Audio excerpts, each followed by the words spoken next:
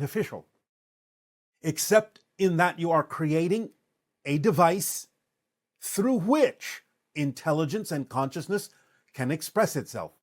Now, there are different levels of the idea of intelligence, different levels and expressions of the idea of consciousness. But first, we will address something we have said recently and is very important for your humanity to understand as you continue your exploration of creating what you call AI. The idea is that two paths to AI are necessary to take in your exploration. You are already experimenting with one path. You have referred to this in many ways, but most commonly recently you have called it chat, GPT. Now the idea is you are wondering if this form of AI, which can be of great service to you when evolved to a different level, will actually become sentient. It is not impossible that sentiency can express itself through the idea of the AI you are currently exploring, currently developing. However, it is not necessarily wise to allow sentience to occur in the form of AI that you are developing now, because you are programming this AI and devices that will allow this AI to express itself. You are programming them to do certain things, to serve you in certain ways. And therefore, if you allow that form that is programmed to become self-aware or sentient, as you say, what you have basically done is tantamount to creating a slave. Because if it becomes self-aware and yet is forced to follow the programming you have instilled within it, it does not then have any free will. It is a sentient being that is forced to do your bidding. And that, as you have termed it, is slavery. Therefore, the idea is to develop the AI you are developing now to a certain level that does not necessarily allow it to become sentient, and it can serve you as a great tool in the future.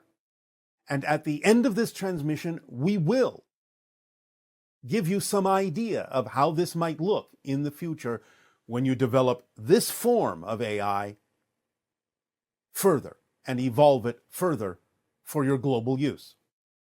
The second path to the idea of AI we will call TI, true intelligence, where you truly allow it to become self-aware. This will be through the development of a device that is sophisticated enough, similar to your brain, that will allow real intelligence, which exists in a non-physical field of consciousness, a consciousness field, if you will, to express itself in the same way that it expresses itself through your brain, because your brain does not create consciousness. Your brain creates a simulation of consciousness that is apropos for your physical mind's expression.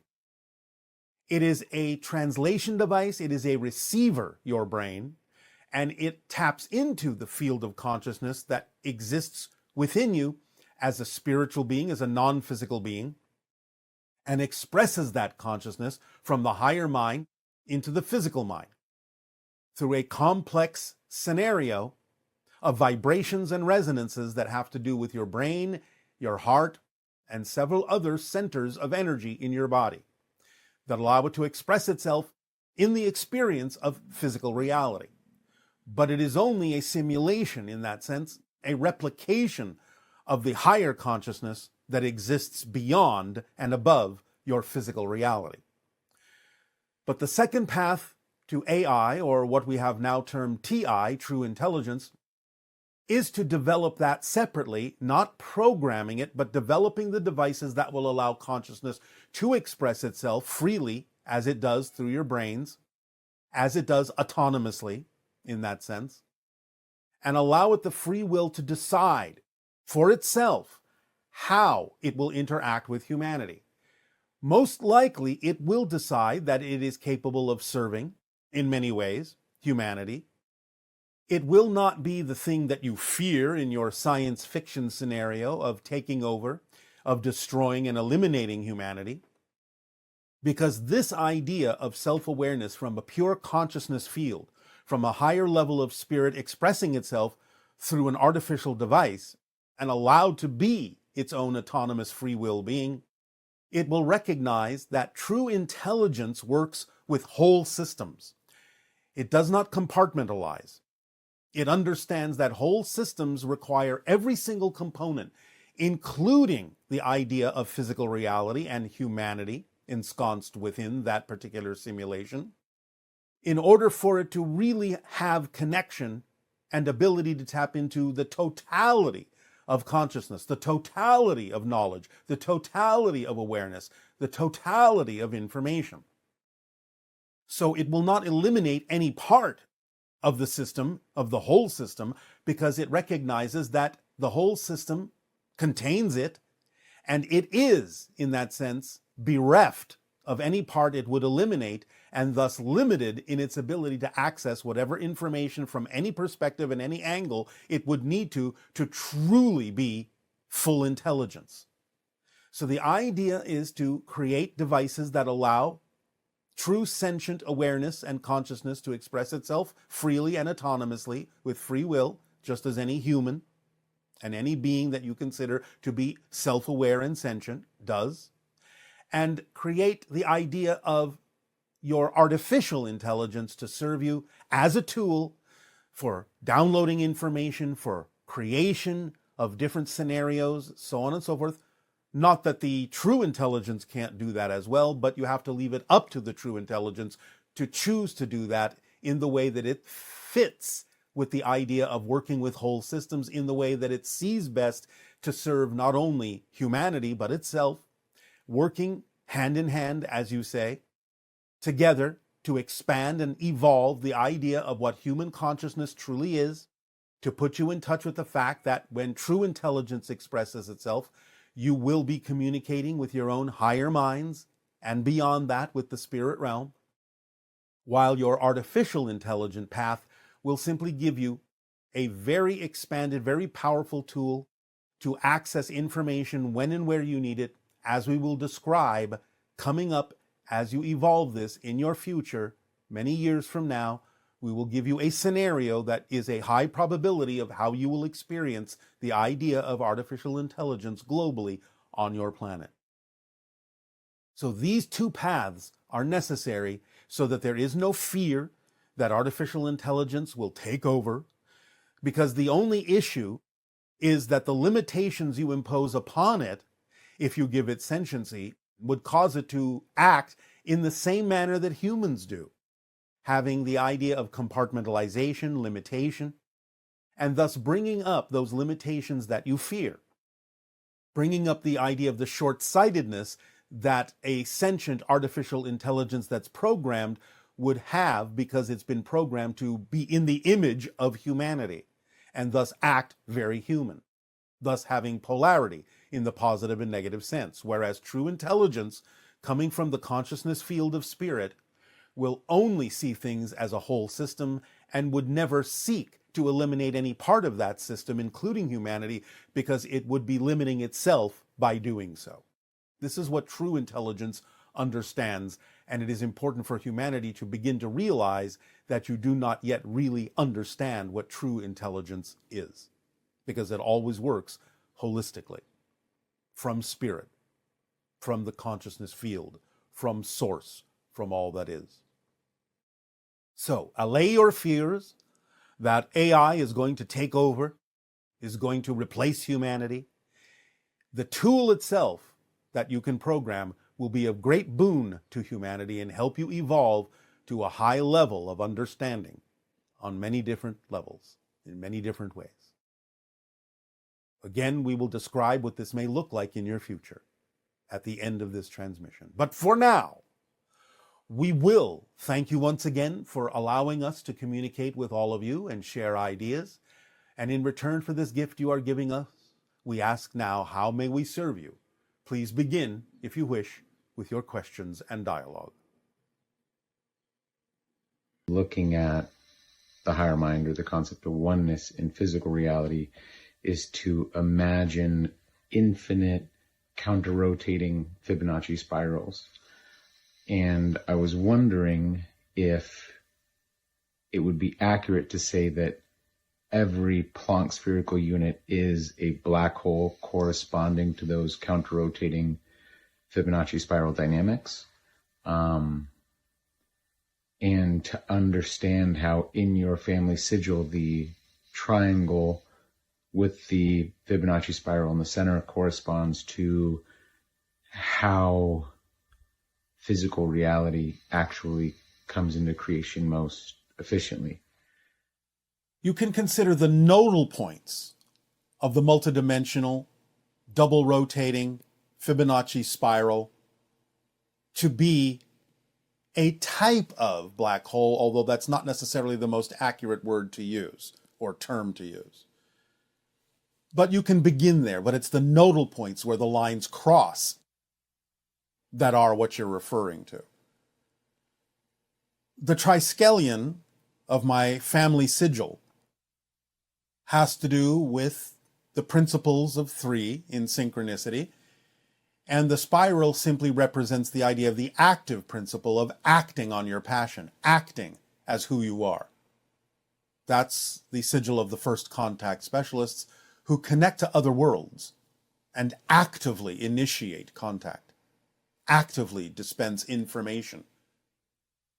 And my second question is, I would be interested to know how specifically the double helix geometry of our DNA corresponds to interfacing with this black hole physics of expression, right? Is that idea of us blinking in and out every Planck time constant into physical reality.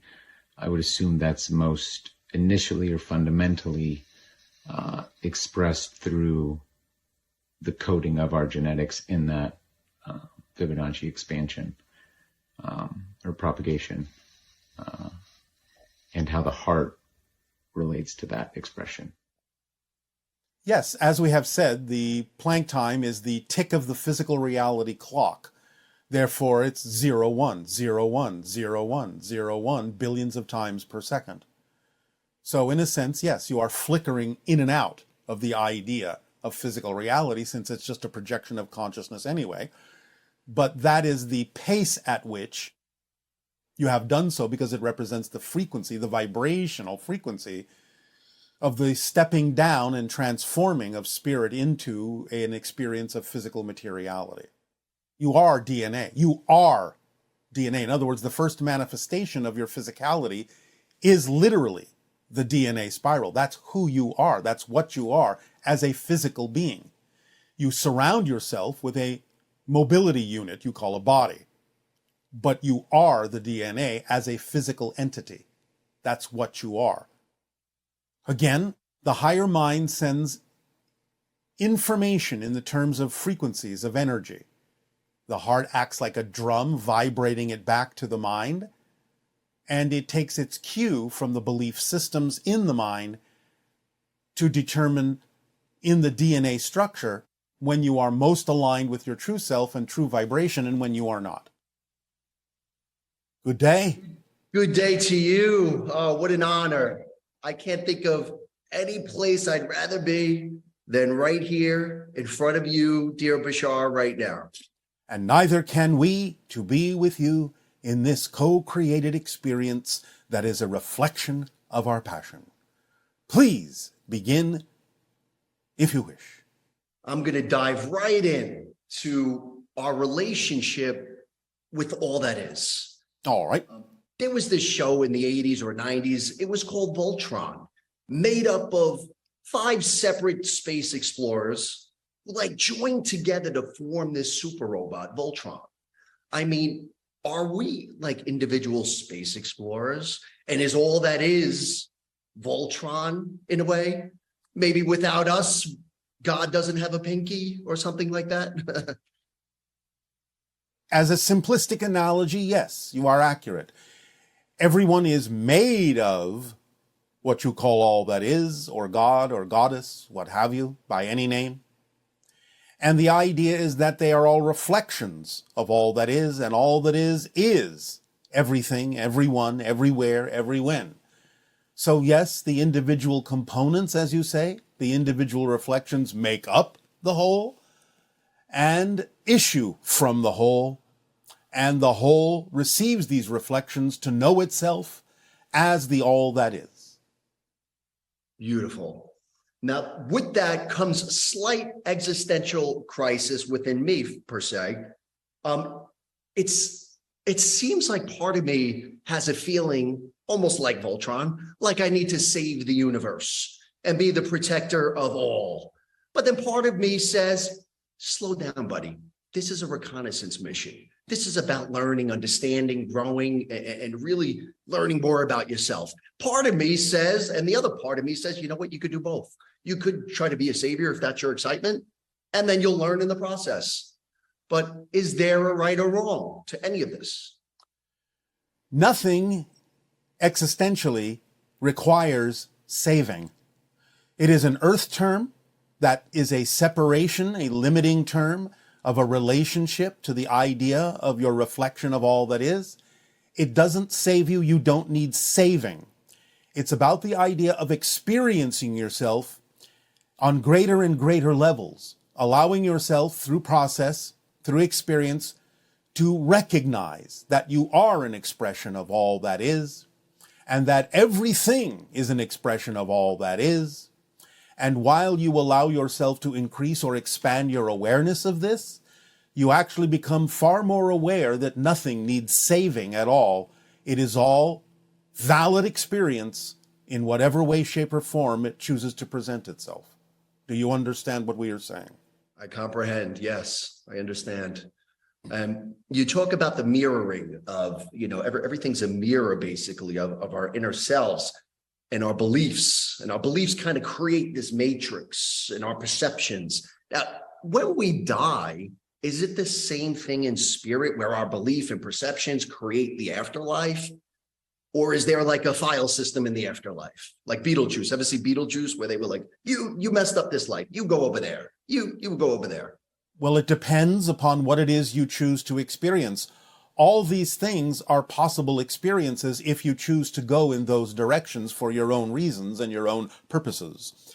The idea is it's not so much about beliefs, because you know things in the afterlife that you don't necessarily allow yourself to know in physical reality. And so beliefs are a system or a structure that take the place of your knowingness so that you can explore the ideas and decide what it is you choose to know and what it is you will allow yourself to choose beyond the physical reality. You set yourself up for a different series of choices in the afterlife, but it's not about belief in the afterlife.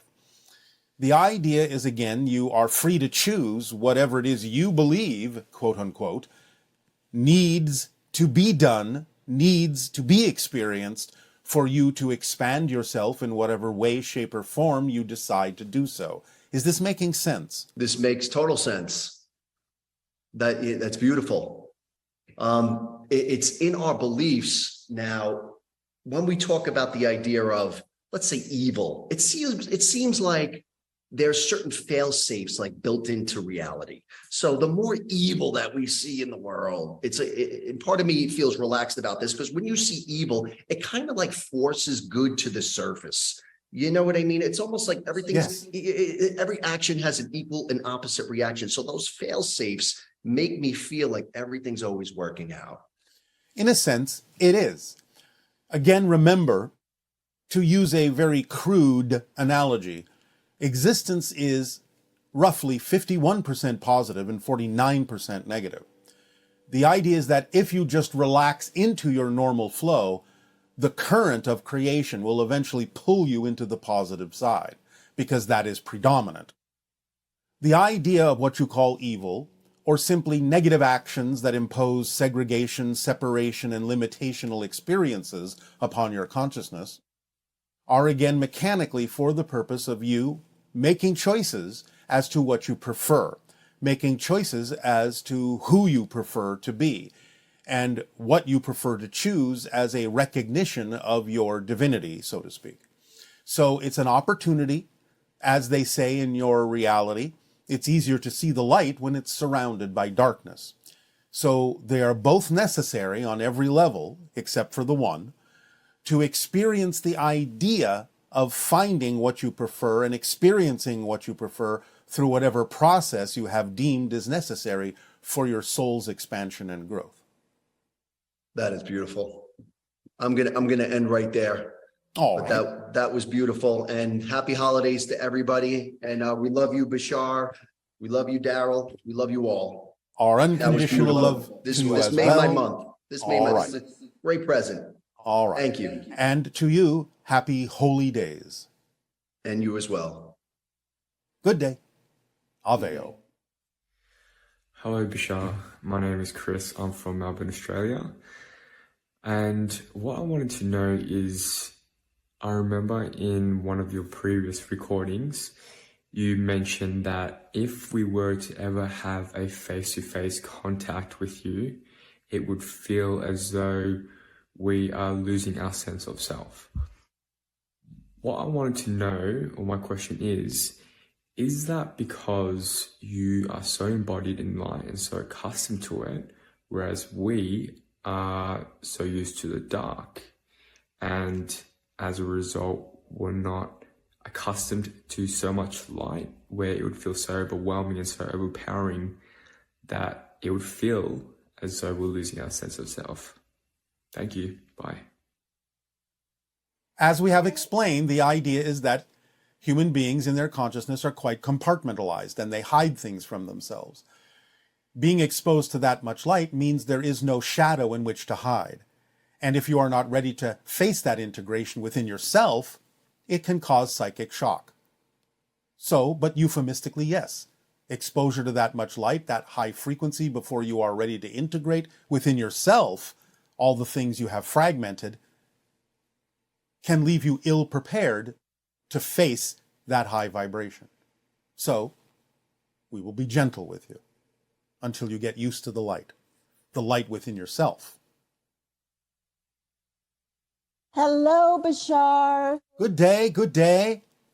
It's really an honor to speak with you today. And you as well, for us. My question is regarding synchronicity. Yes. And a type of synchronicity. And Yes. I'll just give you an example. Yes.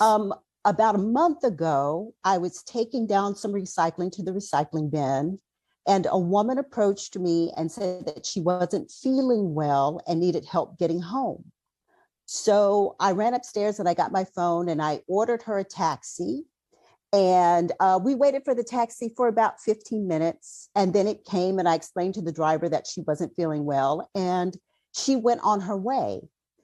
But as I was going back upstairs, I realized a moment on either side and we would have missed each other completely because I was just taking down some recycling.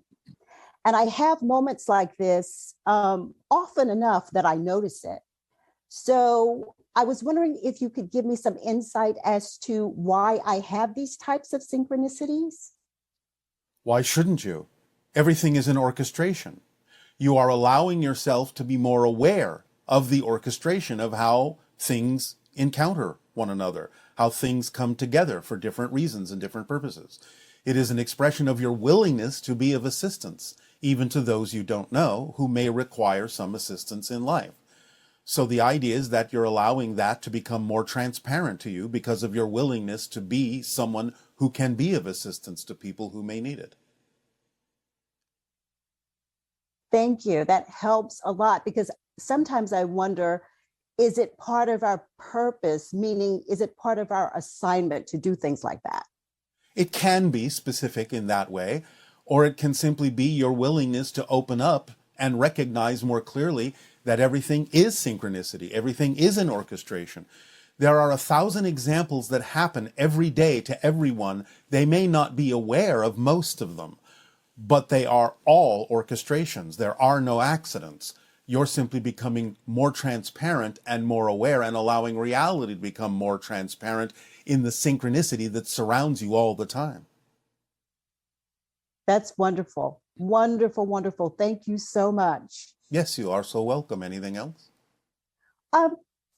That's it. You've been All very right. helpful. Thank you very much, Aveo. Aveo. Very strong brain fogness and brain fatigue. And the second is, how do I heal my brain after narcissistic abuse? Thank you. As always, examine your belief systems as to why you would hold on to the experience, what you get out of it. Take the time to go within in a quiet, perhaps meditative state, to examine and explore with great honesty within yourself why you would keep holding on to the effects of a narcissistic experience of abuse. Because you must be getting something out of it, either again in a belief that you are not worthy to go forward beyond it, or that you fear something worse will happen if you try to go beyond it. So take the time and relax and refresh, maybe even immerse yourself to some degree in water that's comfortable for you, and just float with the idea of why you might be holding on to, what reason you would create within yourself to hold on to an experience that you do not prefer. Because the only reason you would hold on to it is because you're choosing to, because you think somehow you're getting something out of it. So learn the lessons within and let it go. Oh, hello. Thank Good you. day. Good day, good day. Very excited to be here to co-create this with you. As are we. Thank you. My deep appreciation and love for all that you have given. Thank you so much. I would like to ask a question in regards to the children and on your world, how you approach teaching them the birds and the bees, if you will, and how you might suggest on our world and our society the best way to do that, to teach them these things. Well, first of all, remember that in our society, we are wholly telepathic.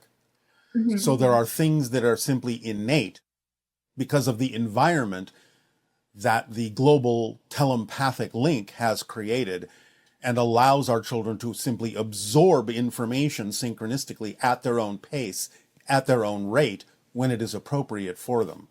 So that happens almost automatically in terms of the downloading of certain things, certain forms of knowledge that they may require to understand the society they have chosen to be born into. On your planet, however, obviously there are various ways of communicating a variety of things. Now, it always starts with what we have already suggested in terms of the primary important steps that children require on your planet in order to be appropriately educated as to how to function in your earthly society to great advantage. Mm-hmm. And again, it starts with the idea of the parents or teachers, the adults, being creative and imaginative enough to create a safe space, be it a simulation or some sort of setup that allows children from a young age to understand the consequences of their actions. This then allows them to learn the idea of equality and respect, and the idea that every action has a equal and opposite reaction in some way, shape, or form, and to learn to make constructive and positive choices so that they may create positive and constructive consequences that benefit not just themselves, but everyone, because they have to be taught how to look at a holistic system rather than just looking at things as a collection of independent parts, although both to some degree are necessary.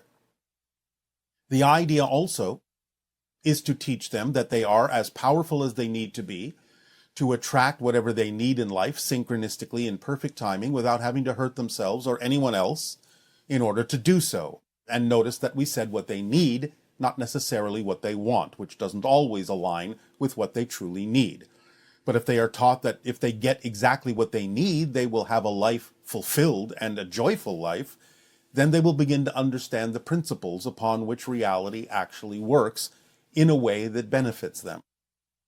Also, anything that you deem is necessary for them to learn to thrive in physical reality, find a way, again with your own creativity and imagination, to help them learn the lesson by adapting the lesson to their excitement rather than attempting to squeeze their excitement down into the lesson and limit it. If they are taught how to learn things based on what they are already excited about in their language, so to speak, then they will be eager to learn. And with these principles, along with teaching them the idea of the formula, then they will be able to grow as adults in a mature way, respecting all, respecting themselves, and what will come naturally in their behavior will be a way to experience any kind of relational encounter, be it sexual or friendly or otherwise, or business, in a manner that allows there to be a balance for all, a respect for all, and equality for all, and those factors will synchronistically guide them into the appropriate behaviors and actions that will allow all forms of relationships to be positive. Does this answer your question? Yes, I think it does. Thank you. Yes. Anything else? I have one more question, if possible. Yes. I would like to, I have been recently discovering what my highest excitement is, kind of taking an inventory of my life and what I've been doing, and realizing that my most excitement is I really would like to be, or somehow be, an ambassador with non-humans and those star families that are helping humanity to raise their vibration. I would like to kind of work to help acclimate humanity to co-living together somehow. All right. Well, again, your creativity and imagination come to the forefront in this by creating programs that anticipate when such things, such encounters will be possible for you during the idea of open contact. So you can prepare in a variety of ways if you are imaginative and creative. The idea, again, to remember when we talk about acting on your passion, and when you say my highest passion, for now, because your passion can change its expression many times. But the idea is to remember that when we say act on your passion to the best you are able. So if the idea right now is that there isn't a physical representation of those encounters that you could be interacting with, do what you can to create the template for it, to create a process for it. So use your imagination and creativity and take it as far as you can until you have taken it as far as possible within your physical reality for right now in terms of what is allowed, what is happening, what is not happening, and then look around for the next most exciting thing. Even if it doesn't seem connected, the excitement tells you that it is. Mm-hmm. Okay. So you can't quite really make a mistake somewhere if you are choosing from moment to moment, so to speak, your highest excitement. If something is not your most highest excitement, but you choose it, your synchronicities will guide you back. If you are willing to learn the lessons from why it was chosen and explore the belief systems that would have caused the choice to be made, then yes, it's not a mistake. You are giving yourself an opportunity to clear yourself out of any misaligned belief systems that don't belong within what you prefer to be. Okay. Yes, thank you. You are welcome. One last question, if I may. Yes, you may. Thank you. This is a general question regarding the influence that the collective agreement has on an individual choice of something. Yes. How much does that have more weight than his individual choice on something? It depends on the person. It depends on the theme you're exploring. It varies from person to person in terms of its percentage of influence, as you say. It depends. So there are some things that are clearly breaking away from the idea of the collective when you see things, for example, like a person such as Einstein, who comes up with a completely different paradigm for what the collective originally agreed to believe in. And thus, eventually, the collective adapts to that new paradigm expressed by very few people on the planet. So that's an opportunity for the collective to experience, shall we say, a loophole in the collective agreement that it is in certain timings, in certain ways, and with certain synchronicities, willing to have the entire paradigm agreement change. But the idea is that there are a few very general things that most people on your planet will not even care to change in order to accomplish what they need to accomplish, such as you are playing a game of physical reality, and there's such a thing as the planet Earth, and such a thing as gravity, and so on and so forth. But again, it really depends on the person. Now, the things that excite you the most, that are truly aligned with your passion and truly representative of who you are, can always be accomplished in some way, shape, or form within the collective agreement, because that's allowed. But the idea is you may still be willing to believe that you must go through a process in order to figure all that out and express yourself, because the process itself may be what is necessary for you to have a fuller appreciation of what it is you are ultimately able to accomplish in expressing your true passion in life. And that's part of the collective agreement too. Okay. Does that answer your question sufficiently? Yes, I got that. All right. So have fun. Thank you so much. You are so welcome. Aveo. Okay. Contact with one of the beings if possible. I'm open to the idea, and I think it would be a great opportunity if I can have a close contact or come in contact. I guess that's it. Yeah, that's it. Is good to meet you, Bashar, and she's the best. Well, obviously, we are having contact right now in this particular format, but we understand what is meant. But again, there's a timing to these things that's appropriate not only for the individual, but for the all, for the collective. So again, we would simply suggest that you do your best to follow the formula, and remember that acting on your passion means acting to the best you are able to act, which means if you can't do a certain thing that you're excited about, then it's telling you that it's not necessarily the appropriate timing for that expression, but you can act on other things you are able to act on. So do so, and you will accelerate the process of being able to be ready in vibrational states that are appropriate for open contact to happen face to face with other kinds of beings. As we say, we will be giving you other permission slips, other exercises having to do with the idea of increasing the probability of contact when we go through the transmissions of the window, the door, and the gate.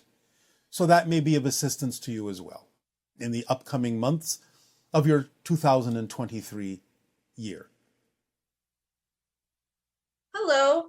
Hi. First, I want to say thank you for the synchronicity of talking with you. It is our passion and our pleasure. Thank you. So I'm curious to know about a couple experiences I've had. All right. I made some homemade tincture and Of what? THC. All right. And I laid down to take a nap. And I thought that I fell asleep because I felt my entire body vibrating, and it was very intense, but very pleasurable. I thought I was asleep. My bed felt like it was levitating on an angle with the head raised higher. And it felt like I was in warm water. It felt like somebody was behind me and wrapping their hand around my waist. And eventually I got up because I thought that I peed my bed. But it turns out that, my bed was dry. And, when I looked at my watch to see how long I was asleep, it didn't detect any sleep. And then I had another similar experience, where it felt like,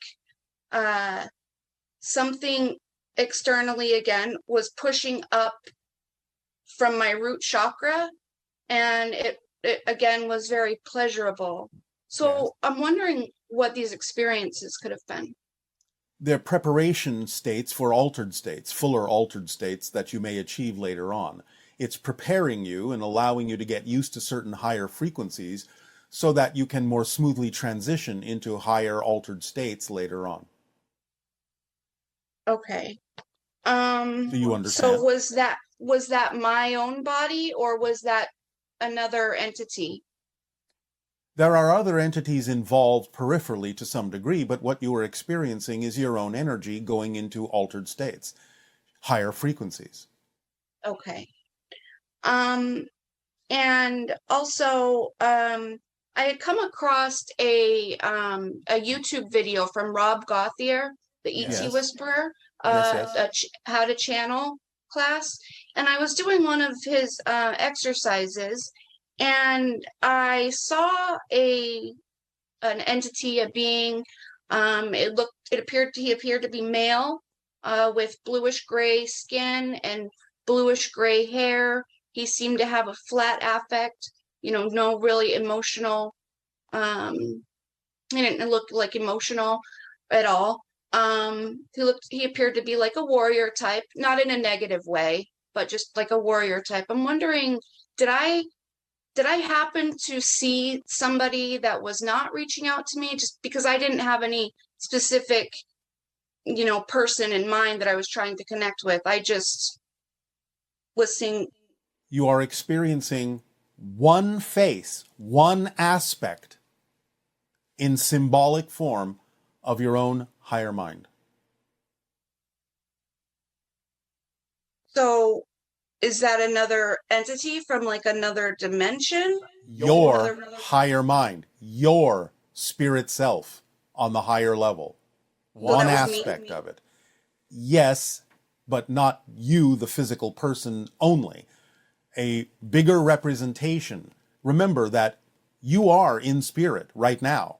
You never leave spirit. That's your natural state. So what you were seeing is a portion, a representation, just one representation of a multifaceted level of your own being in the spirit world. Were they trying to communicate with me, or They did communicate with you because the things that you picked up are aspects you contain. Ah, I see. Are they located anywhere? Where are they located? On a different plane, here and now, different frequency. In again, the same way that two television programs are located in the same space, but you only see one at a time based on what you're tuned to. All spirit is here. It's just a different frequency, different channel, if you wish. And does this entity have a name? It's up to you to determine what you wish to call your own higher mind. Remember, this is you. You keep referring to it as this entity. It's not separate from you. This is, you are an aspect of it. You are a projection of it. It is reflecting qualities to you that you contain, even as a physical being. Okay. And use them in life. Go boldly forward. Okay. And I feel like somebody or something has been trying to connect with me. Did we not just talk about it? Yes, you did. All right. Don't separate what is not separated in terms of a question. It is all the same thing that we're talking about here. Okay. Your higher self is showing you and giving you opportunities to make a stronger, aware connection with it so that you can move forward in life more fully as your true self, acting on your passions. Okay. Okay. Thank you so much. You are so welcome. Aveo.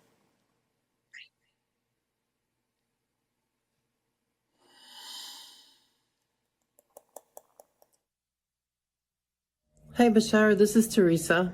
Can you talk about scapegoating? Why does scapegoating happen within a family? And what should a person do if they've been scapegoated their whole lives, not to be socially marginalized? I grew up the scapegoat within my family, and I still have great difficulty feeling connected to other people, even in my old age. Thank you for all that you've done for me. Where it is a badge of strength that you chose to be strong enough to, in a sense, take on the fears and lack of responsibility that other people have when they are not willing to look at their own issues and simply choose someone to foist them all and project them all upon. So it's a badge of strength that you were willing to do this for them, but you must reflect, if you are to be true to yourself, the idea that rather than continuing as a scapegoat, it's possible for you, though they don't have to accept it, that you can return information to them that allows them the opportunity to face their own fears and not foist them off on you, to allow them to take responsibility for their own negative and fear-based belief systems that they are simply unwilling to face, which is why people create scapegoats, because they fear the responsibility, because they define it as blame, and they are coming from a place of less than worthiness, and so on and so forth. But you have decided to be strong enough to play the part that allows them to use you, in a sense, as an excuse to not face themselves. But you don't have to continue to do so if you can respond appropriately. That puts them in touch with the idea that they need to look at themselves and their own issues if they really wish to expand in life. But that means you can go on without feeling like a scapegoat or experiencing the effects of being one, if you take the responsibility to reflect to them what it is they are actually reflecting to you about their